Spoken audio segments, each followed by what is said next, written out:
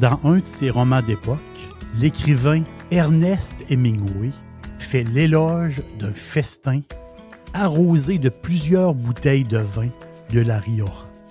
Aujourd'hui, la bodega espagnole Cornelio d'Inacia nous propose deux sensationnels Rioja.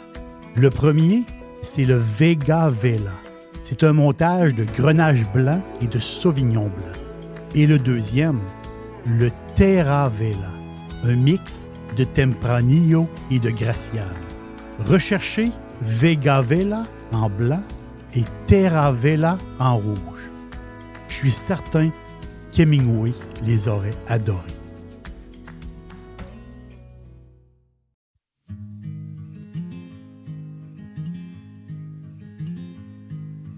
Darling, you know that I want things to go our way.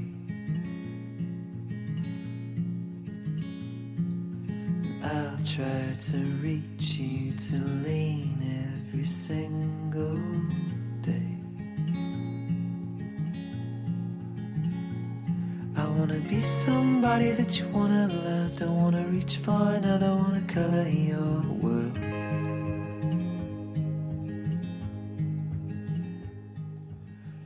Aujourd'hui, on fait un voyage particulier.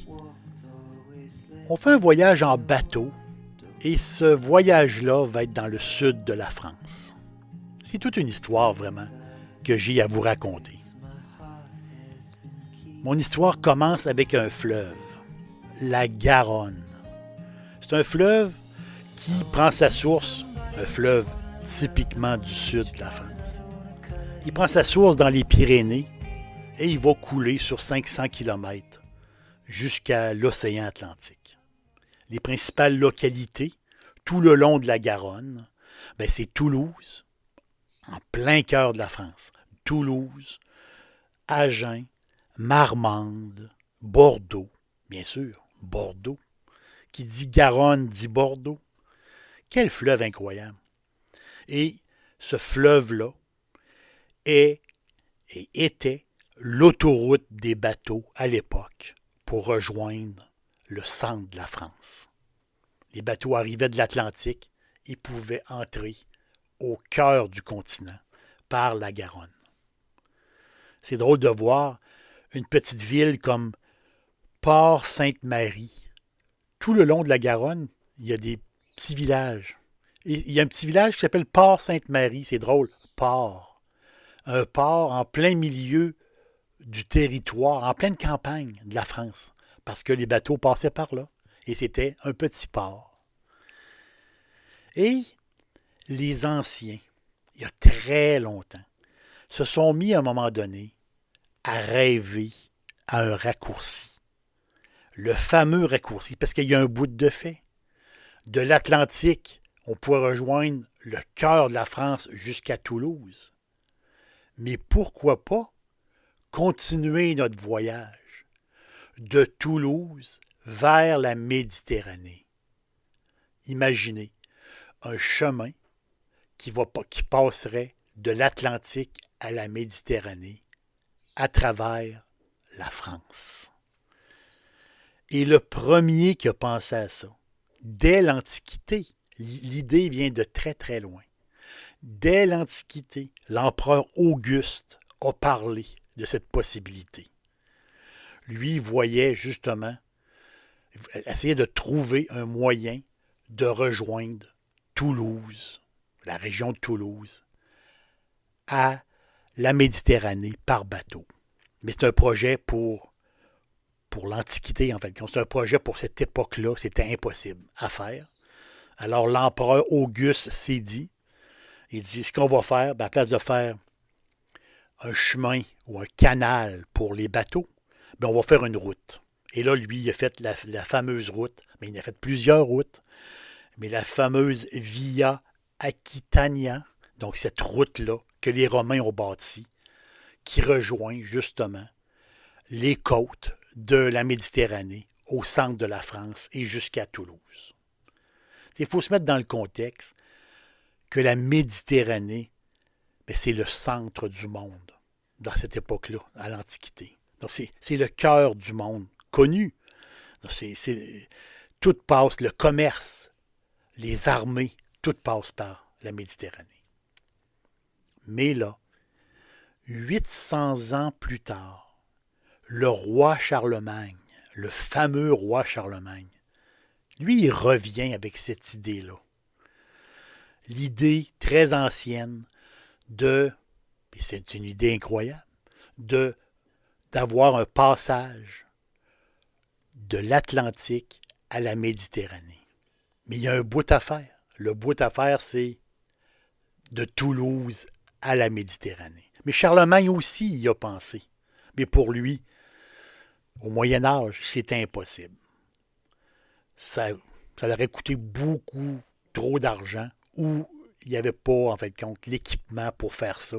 Mais c'était comme un rêve aussi. Ce rêve-là est toujours là. Charlemagne meurt avec son idée. Et plus tard, au 16e siècle, François Ier, le roi de France, reprend cette idée-là. Ça serait tellement extraordinaire de relier, d'avoir un accès d'ouest en est par bateau à travers la France.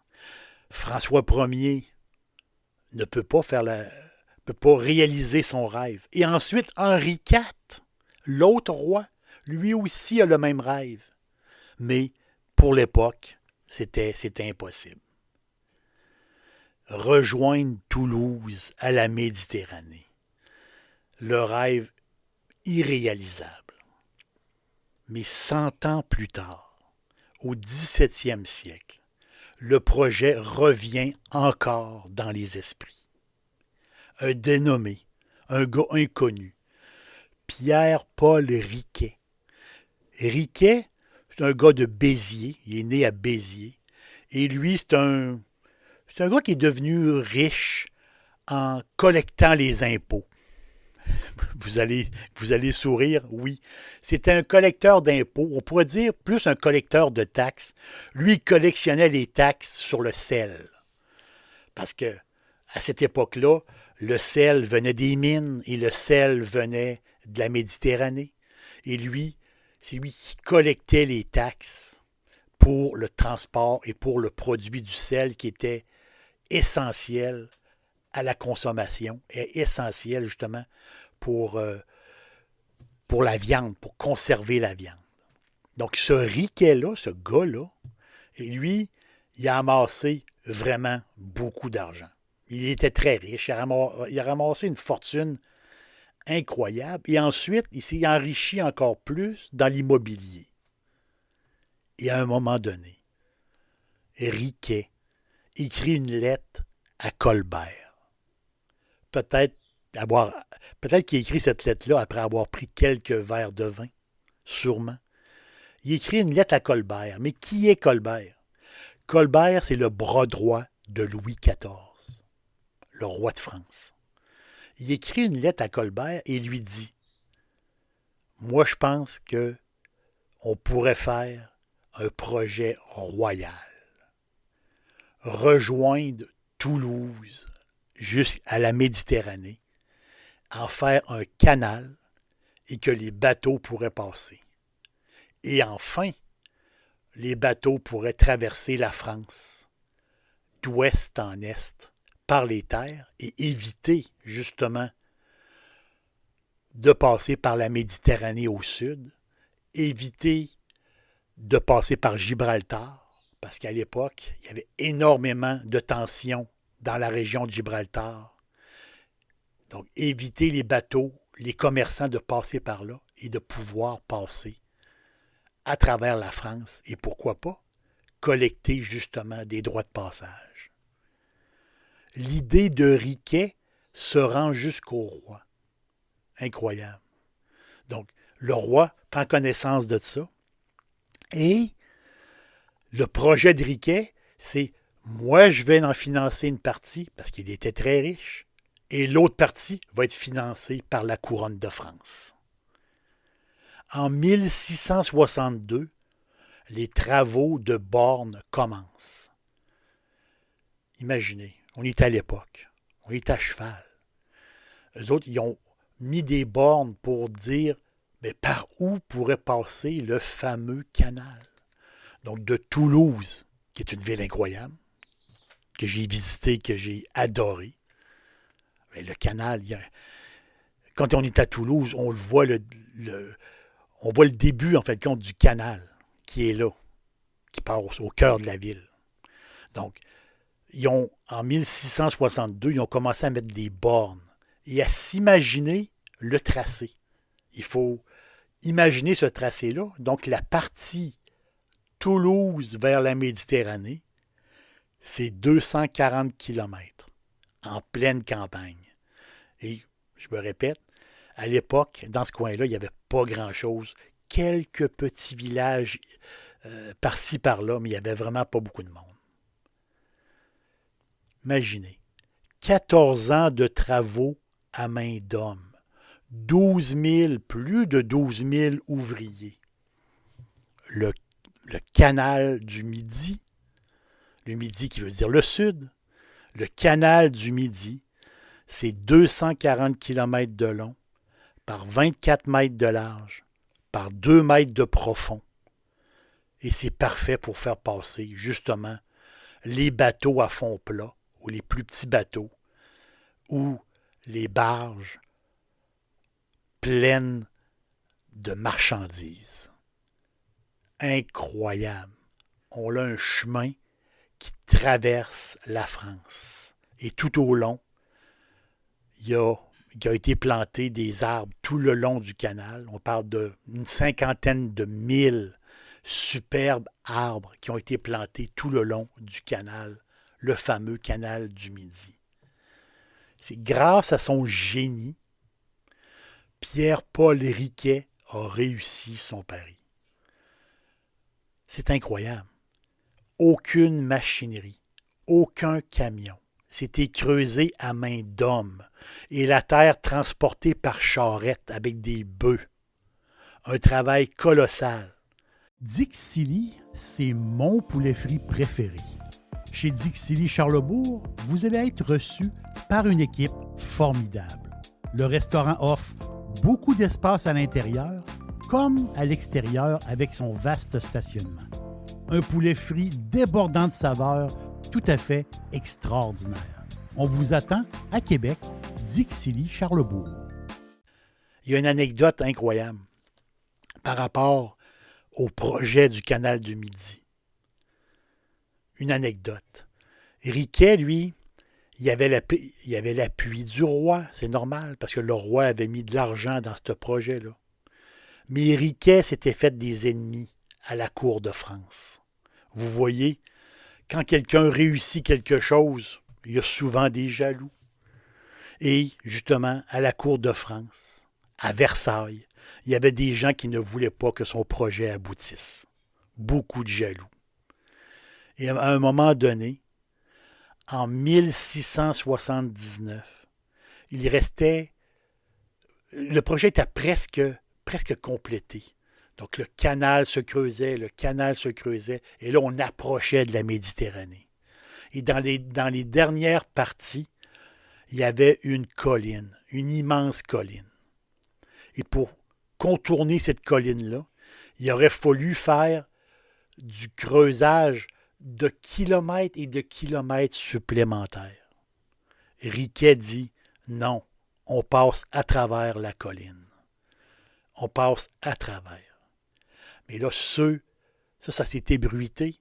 Et ceux qui ne voulaient pas, autrement dit, que Riquet réussisse, ils ont placoté et ils ont dit au roi que le Riquet allait faire une folie en traversant la fameuse colline. Et le roi envoie des émissaires pour vérifier les travaux de Riquet et la fameuse colline. Et quand les émissaires du roi sont arrivés, le tunnel était fait. Riquet a gagné son pari. Et les jaloux de Versailles ont perdu. C'est un projet tout à fait immense. C'est le premier canal-tunnel au monde. Le canal-tunnel, imaginez, pour l'époque, les bateaux pouvaient passer dans un tunnel. C'était une hérésie pour l'époque. Ils l'appellent, c'est le tunnel de Malpasse. Tunnel de Malpasse. 180 mètres de long, 6 mètres de haut, 9 mètres de largeur, qui a été creusé à main d'homme. C'est tout à fait incroyable. Et là, il faut se mettre dans le contexte qu'on est dans les années 1600. C'est tout à fait formidable. Le canal du Midi qui file vers la Méditerranée, bien, il arrive à Marseillan, la ville de Marseillan. Et c'est là, justement, qu'il se fait une connexion sur l'étang de Thau.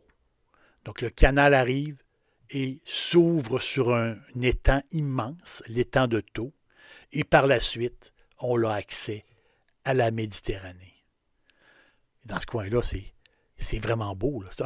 C'est un des beaux coins de la France. Là. On parle de la ville d'Agde, justement de Marseillan, de Sète.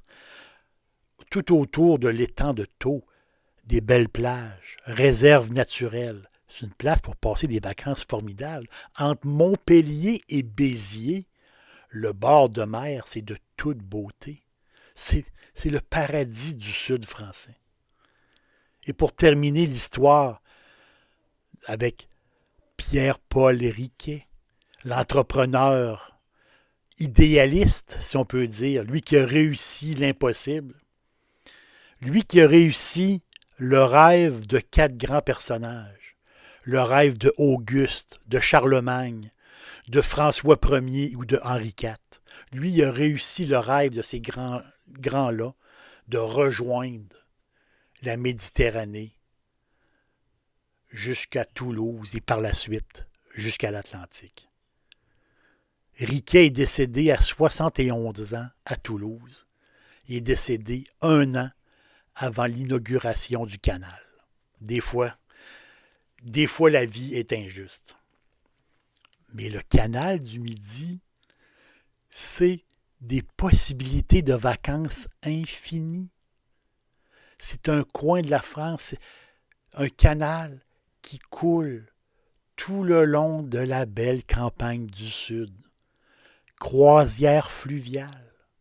On peut louer des bateaux. Justement, oui, on peut être passager d'une péniche, un genre d'hôtel-bateau, si on peut dire. Mais pourquoi pas se louer notre propre bateau? On peut se louer un bateau, une cabine, un 15 pieds, et là, on se laisse aller sur le canal, doucement, et on visite l'intérieur de la France en se laissant aller sur le cours d'eau. Ce qui est fantastique, c'est que sur le bateau, on a nos vélos. Et là, on peut accoster et prendre les petites routes de campagne pour aller au village, s'acheter du pain, du vin, vous voyez?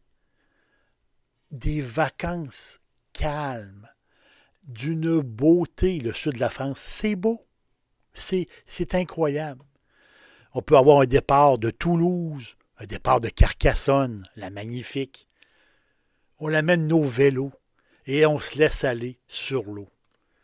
Ce qui est le fun aussi, c'est que les embarcations sur le canal du Midi, si l'embarcation est plus petit que 15 mètres de longueur, on n'a pas besoin de permis. Et là, on se laisse aller, justement. Donc, petit bateau, pas besoin de permis. Donc, la législation française autorise les petits bateaux à se promener sur le canal sans permis. Donc, on peut profiter, avoir des vacances très, très tranquilles, très soft, à notre rythme, en se laissant aller le long de l'eau. Aussi simple que ça. En bateau, le canal du Midi, c'est beaucoup moins cher qu'on pense. C'est quand on pense que on n'a pas d'hôtel à payer, on couche sur le bateau. C'est des moments exceptionnels. Et quand on passe Ben, on arrive où les écluses, parce qu'il y a énormément d'écluses. On passe où les écluses. Les écluses sont fleuries. Il y a des bateaux de plaisance un peu partout. C'est vraiment le fun. Donc, la majorité des locations de bateaux se font sur 1 semaine ou 2 semaines, sur la base d'un aller-retour.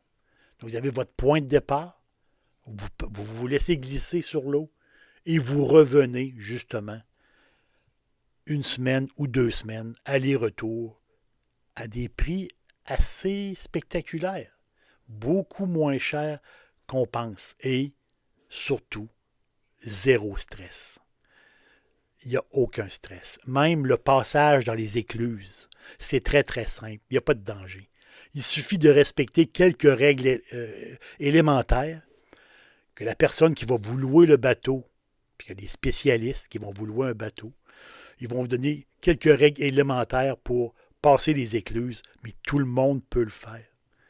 Et la navigation moyenne sur le canal, c'est d'à peu près 6 à 8 km/h. Donc, vous voyez, aucun stress. On suit la voie royale. C'est comme ça qu'on l'appelle. Hein.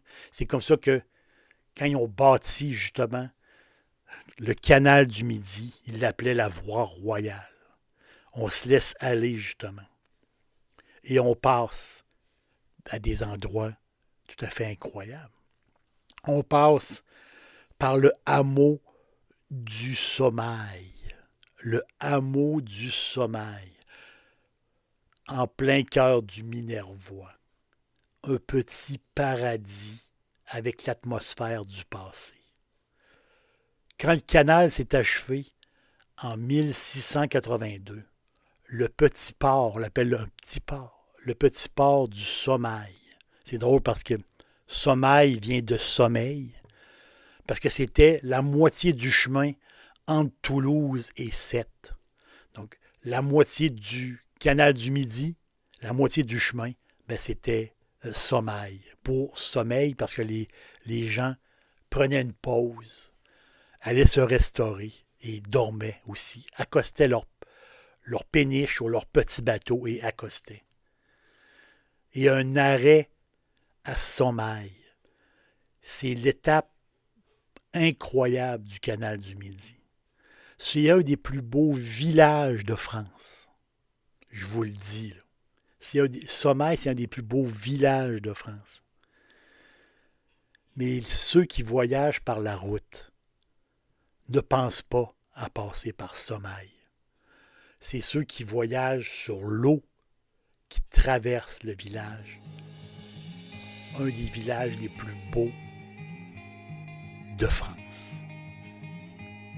L'aubergiste vous dit merci et allez voir les renseignements renseignez-vous sur la location de bateaux sur le canal du Midi. Vous allez être impressionné par l'offre et vous allez être impressionné du Grand Sud français.